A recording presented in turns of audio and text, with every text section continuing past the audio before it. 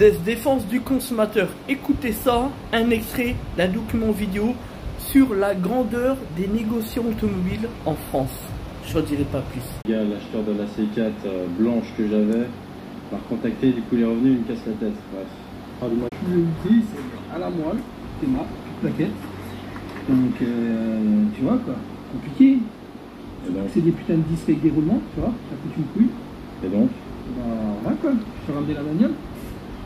La bagnole de rien du tout. Hein. Bah, tu sais que ça c'est de l'entretien quand même. Ouais, c'est de l'entretien. Mais je pensais que tu avais vu avant que je l'achète.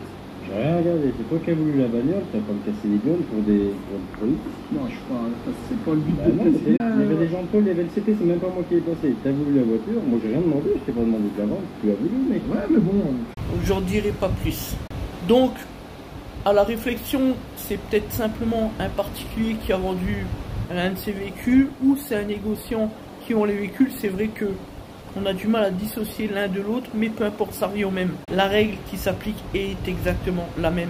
Premier élément juridique, à partir du moment où vous vous positionnez comme un vendeur d'un véhicule automobile, vous devez respecter un certain nombre de principes juridiques de droit fondamental, comme par exemple l'article 1641 et suivant du Code civil, sur notamment le principe de jouissance. On ne va pas le développer, peu importe.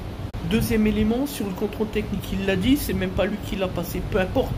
Il faut absolument qu'il ait moins de 6 mois pour qu'il soit encore valide et valable.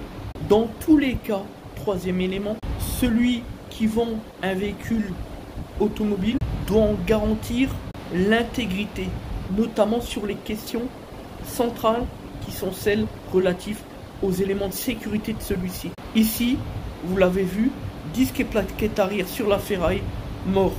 Avant de vendre un véhicule, il avait donc l'obligation de tout vérifier et remplacer ce qu'il y a à remplacer, surtout sur un élément de sécurité et encore pire sur un élément de sécurité concernant le freinage. Et là, à l'entendre, on a l'impression qu'il y est pour rien, c'est pas de sa faute, il va même jusqu'à rétorquer qu'il s'agit d'entretien, effectivement, mais à partir du moment où le vendeur vend le véhicule et que l'état des freins, éléments de sécurité, est de nature à mettre en danger celui qui achète le véhicule, c'est le principe de jouissance, on l'a évoqué tout à l'heure. Le véhicule doit absolument être remis en état et je doute que le contrôle technique soit valide. Les voilà les négociants à la sauvette d'aujourd'hui en France. On fait tout et n'importe quoi, on vend jusqu'à vendre n'importe quelle merde, tout simplement pour faire du profit. Et on peut surtout pas se justifier en disant que moi j'ai rien demandé, je voulais pas la vendre et ceci et cela. Et bricoleur.